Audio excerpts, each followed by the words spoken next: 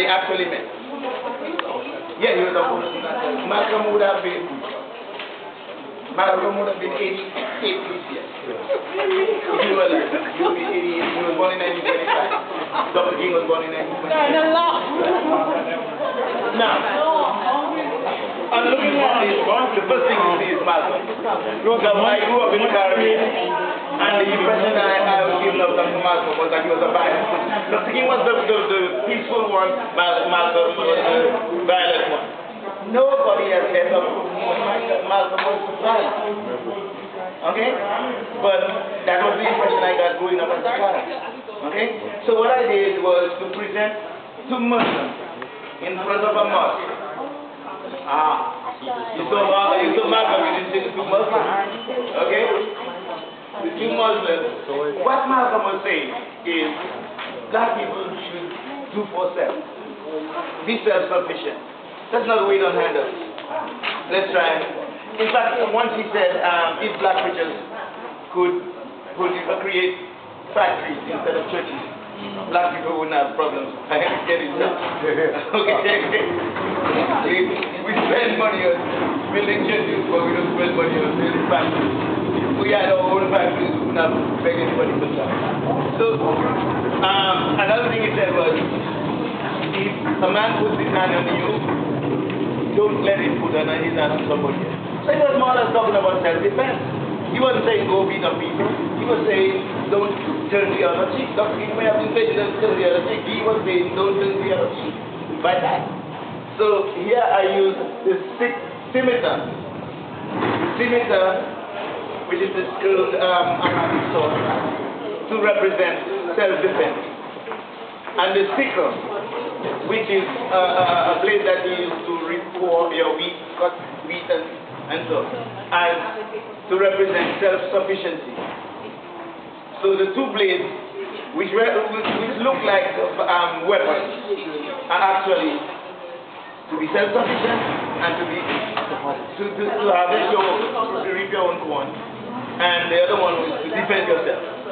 So I use them to create his foresight, his glasses, his foresight, his vision. And if you look closely, you'll notice there are two Muslims here brandishing sickle and scimitar, and which turn into his glasses, his foresight. And if you look here, you'll see on the tiles M, X. So they are standing in front of a mosque, posing in a belligerent manner, which is the impression that I was given of Malcolm as a child. Okay? So you see Malcolm looking at him, but it's actually two Muslims in front of a mosque.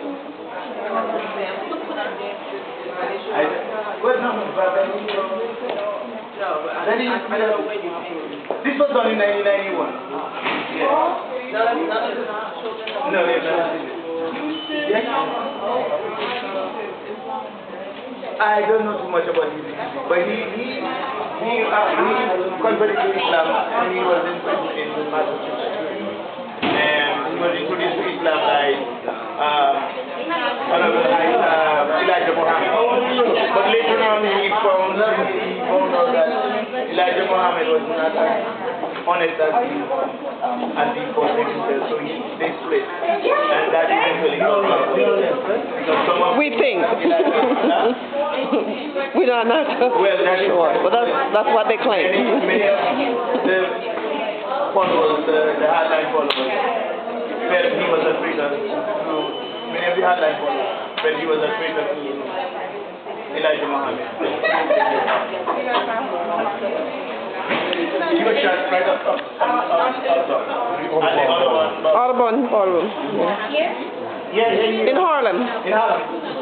On 180, no, around 180. Audubon Ballroom. Close to Medgar, Washington. On Broadway. Okay. Let's go to this one. He said, I've been to the mountaintop, I've looked over and I've seen the promised land. And what do we see here? Do we see Obama or do we see something else? Obama. You see Obama? Okay. I also see the guy holding. Here is liberty. Miss Liberty, she's dressed in a gown soaked in the blood of Africans. Because in 400 years, a lot of Africans were shed. She's making a huge jump. Why is she jumping so high? How many of us really believe that Obama could win the presidency? We didn't believe it. Okay, many black people were supporting Hillary Clinton. Very few people believed it. So what he accomplished is like jumping over a 20-foot barrier. Let us look at what that barrier is. It's the barrier of exclusion. Why do I call it the barrier of exclusion? The presidency was an exclusive club until now. It was a club of white men. Okay? So when he jumped over that, when he became president, it was like jumping over a 20-foot wall. It's a huge feat. But look at what that barrier of exclusion is. Do you notice what it is? It's a rope. A rope that's going from the old whipping pole. You know what I mean by the whipping pole? Black people were tied to a pole and whipped. From the old slave whipping pole to the flagpole. Now, if you notice what the barrier of exclusion, I call it the barrier of exclusion. Do you notice what it is? You said it. You said it. A rope. Look at where it is. It's around lynching. That's what happened to a lot of black men. There are still 5,000 unsolved lynchings. At least 5,000 unsolved. And there are many people who would love to put that in. Okay? The flag is flying. The eagle is flying high. Do you notice the eagle? Okay. So the sky is the limit. We can accomplish anything that we want. If we can really make it to the presidency, we can accomplish anything that we want. But there's some clouds of obstruction. The sky is not all that clear. Look at the kind of problems it's getting. Everything it tries to do, there's an obstruction. The clouds of obstruction, alright? Blocking everything. Right? Okay? What did Dr. King say on the night before he died? I've been to the mountaintop. I've looked over and I've seen the promised land. Now, those mountains from his shoulder, the weight is on his shoulder. He has to bear the burden of those mountains. Okay? So, this is the way I see it. Dr. King said, I've been to the mountaintops, now those mountains are on his shoulder. Because anything that goes wrong, he's going to get blamed for it. Okay? So the weight of the country is really on his shoulder. Okay. Now this one is based on a story that Andrew Young told. Andrew Young we saw in that other page. Andrew Young was one of his followers. He was actually there when Dr. King was shot. Okay? And they were hustling on the balcony of the Lauren Motel. Jesse Jackson, Andrew Young, they were downstairs. Dr. King was on the balcony. And they heard a crack. And they thought it was a firecracker, but when Dr. King fell backwards, his shoe was hanging over the balcony. So they thought he was joking because Dr. King was a practical joker. He always played games. But when they realized, a little girl who was standing there, she pointed to where the sound came from. It was across. They ran upstairs. He was shot right in the neck. No. The guy, that's when Dr. King was killed.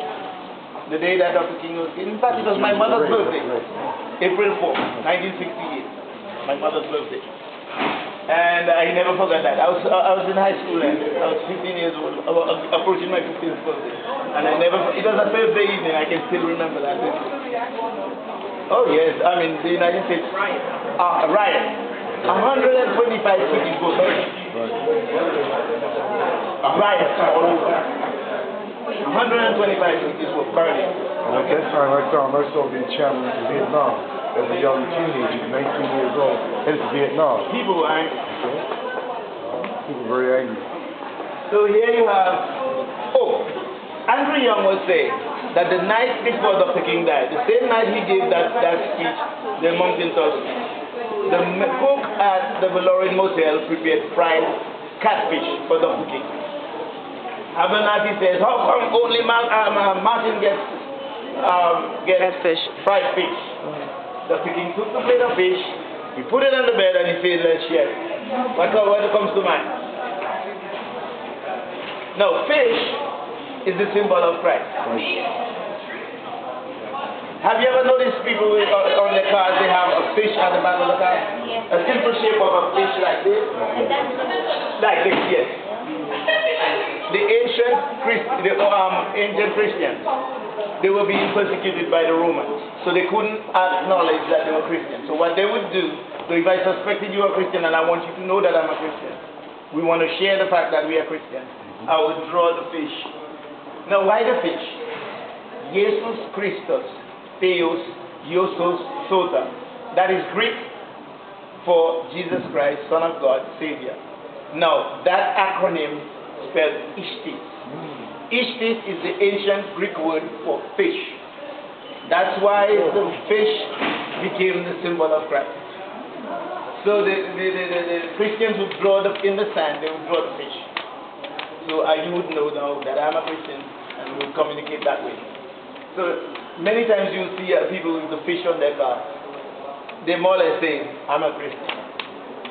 So here is the fish, the communion. So it's actually the fish is Christ. And they're about to have their communion. But there's more in this bed. This is Dr. King. What do you see up in the window? The sunset serving as his halo. What else do you see in the window? You see a cross, the frame of the window. What else do you see on the frame? A chain. Look at the shape of the chain. Christ on the cross. Christ on the cross. Okay? And notice that the halo, the sun is right over his head like a halo. The night before he died. Okay? Then here is Alpha Banati.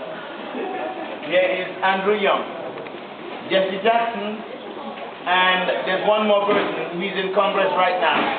He's a congressman from Georgia. He has a big scar in his head. And that happened in 1965 when they were protesting for right to vote in Selma, Alabama. If you look at the footage, he had how do you call it? This bag kids wear on the back. Backpack on his shoulder. If you see that footage where they charged the group with horses, he was the first one to fall. And a police officer hit him in the head. He still has that big scar in his head. He was bleeding in the head. He was a young man in his 20s. Now he's a congressman. His name is John Lewis. So if you look up John Lewis, you will see, yeah, that's him standing back here. He was one of those there with Dr. King. Why is Abernathy. Why is he turned away? I tell you why. I put him there. What happened? 22 years I was so angry when he did that. Now he was very close to Dr. King. 22 years after Dr. King died, he wrote a book revealing something about Dr. King that, I mean, for years people have been trying to find something nasty on Dr. King, and he just fed them that information. You know why he wrote in that book?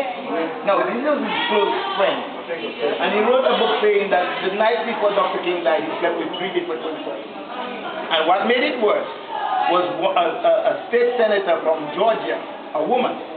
She said, yes, I was one of them. Now, 22 years after he died, you come out with a book like that. It was necessary. Why not review something like that? We don't know it. But the woman said, yes, I was one of them. Give freedom.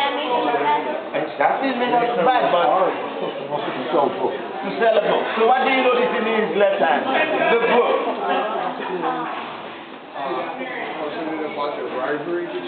I think there was a jealousy. Yeah.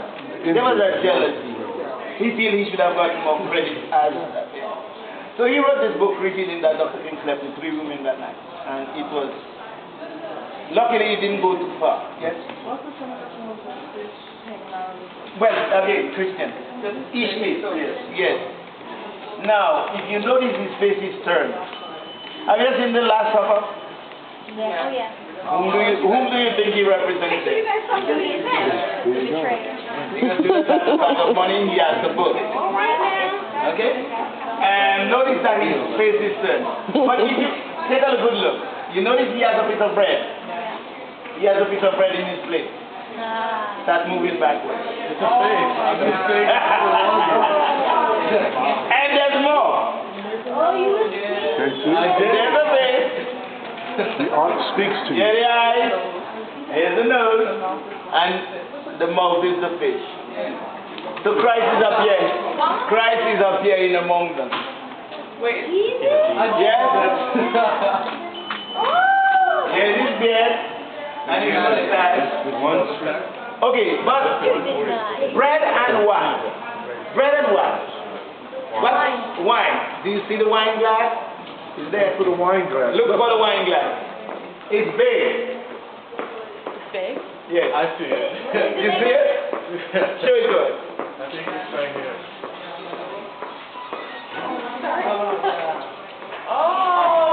Beautiful. Beautiful, brother. Beautiful. All right. The wallpaper. The wallpaper.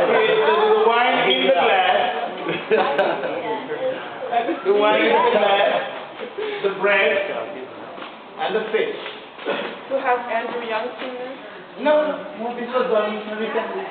No, these paintings are just besides here they sit at home. Hopefully I'm hoping one day I can find a building where I can put them on permanent display. National Black Arts Festival. Okay? And so these are the people who were with him when he died, when he was killed. Andrew Young, Ralph Afanasi, Jesse Jackson, and there were others there too, like Hosea Williams. Hosea Williams was there. And when they ran upstairs, but he was already gone. Before he reached the hospital, he was there. The bullet went right through his neck. And that's from across the street, across the... In some time ago they were about to sell it. Some time ago they were about to sell it. And a lot of black guys decided, no, you're not selling this. Magic Johnson was one of them. They said, no, you bought it. And we said, what is this showing? This was a document, yes, it's now a museum. Okay? The intent was to buy it up and destroy it. So a lot of people decided, no way you're not going to destroy that. You're not going to, so they went and they bought it and they turned it into a museum. It's now the Civil Rights Museum in Memphis. There you go. So we're going to go back into the gallery.